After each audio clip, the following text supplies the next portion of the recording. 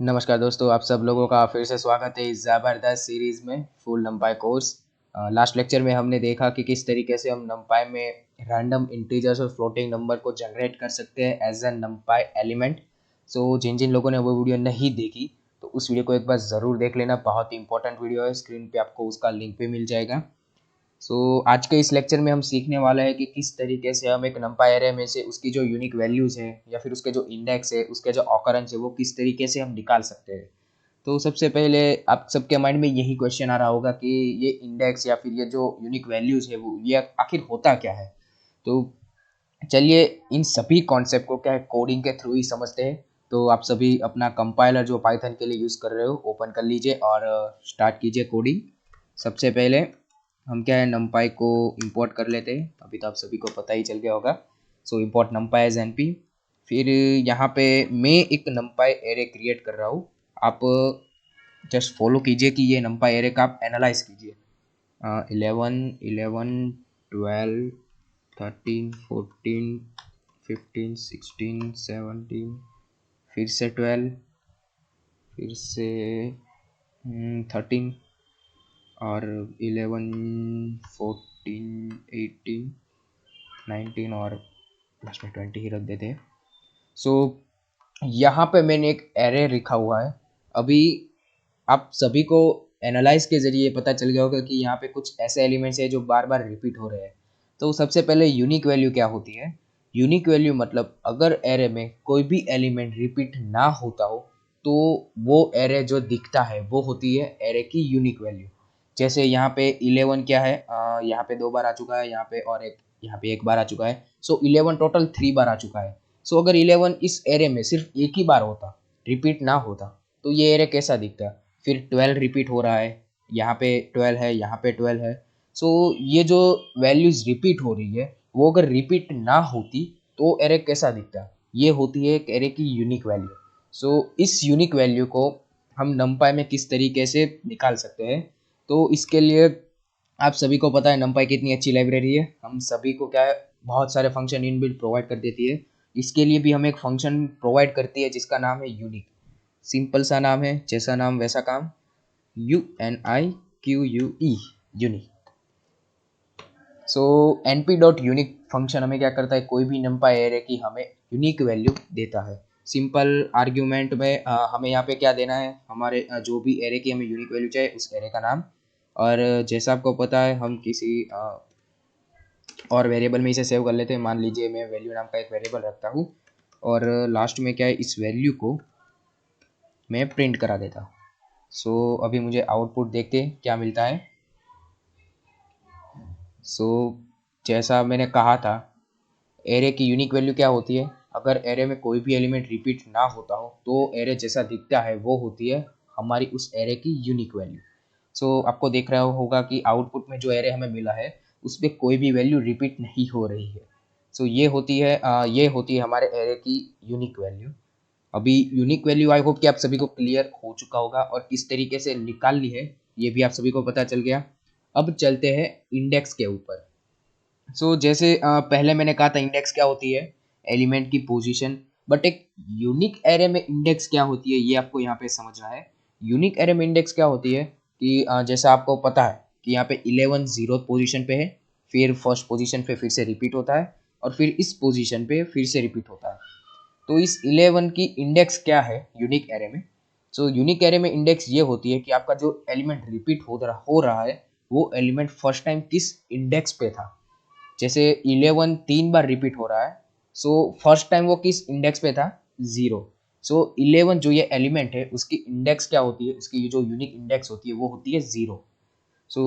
I hope कि index क्या होती है ये आप सभी को क्लियर है। अभी ये देखते हैं कि इंडेक्स को किस तरीके से निकालना है। सिंपली उसी के लिए हमें क्या यहाँ पे एक आर्ग्यूमेंट ऐड करनी होती है जिसका नाम है रिटर्न अंडरस्कोर इंडेक्स। इसे हमें क्या देनी है, ट्रू करना है।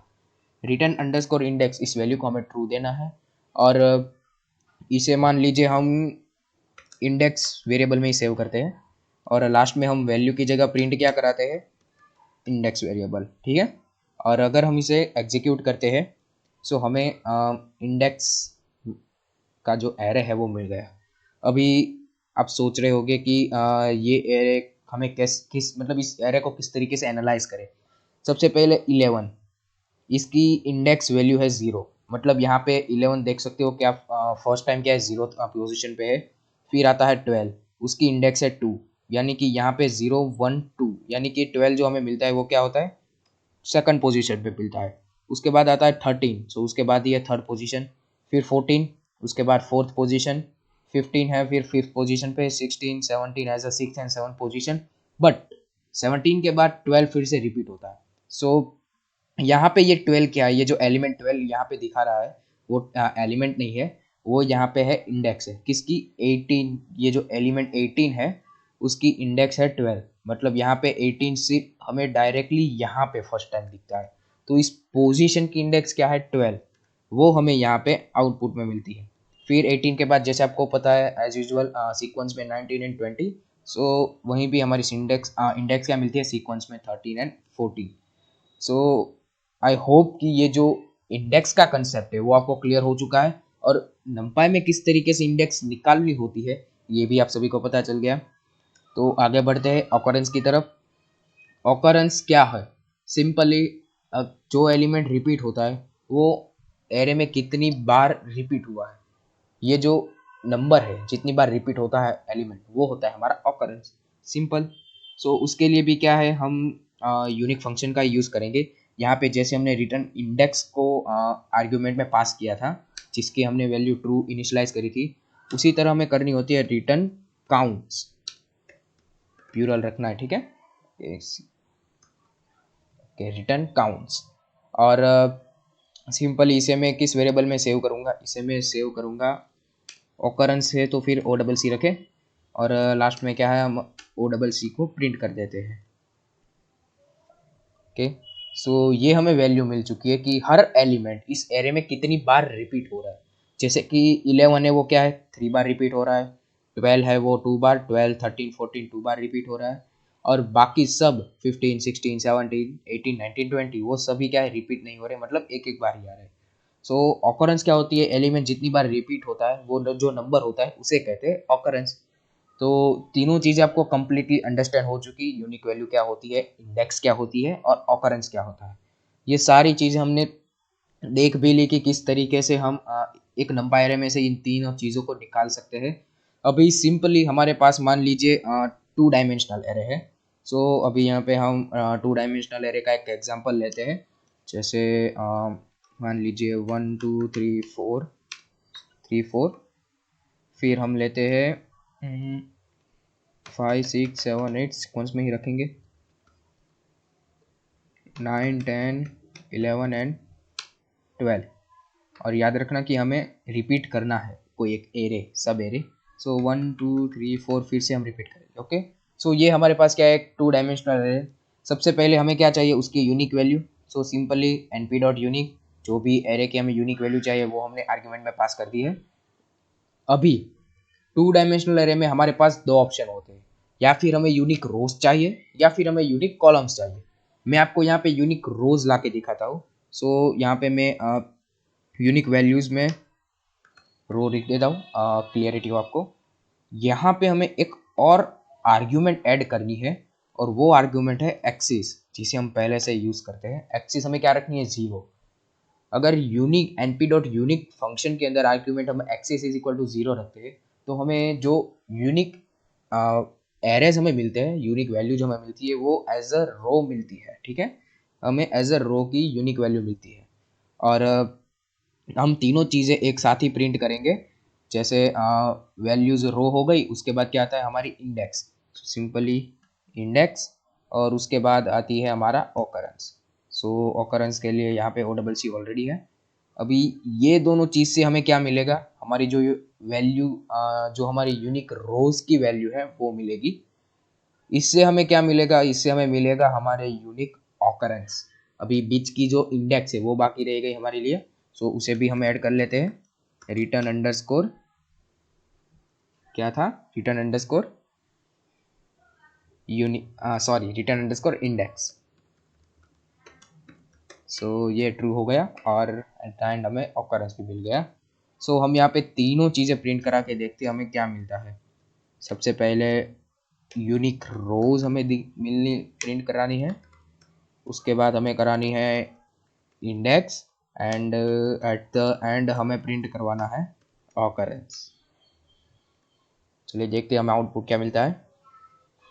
चलिए चलिए इसे एनालाइज करते हैं। सबसे पहले तो आउटपुट मिल गया। सो यहाँ पे यूनिक रोज मतलब रो क्या होती है, ये पहली रो है, ये सेकंड रो है, थर्ड एंड फोर्थ। सो यहाँ पे आपको दिख गया कि फर्स्ट एंड जो फोर्थ रो है वो रिपीट हो रही है। सो हमें यूनिक वैल्यू क्या मिल गई, first row, second row and third row. Fourth तो रिपीट हो रही है तो वो क्या फिर से यहाँ पे रिपीट नहीं होगी।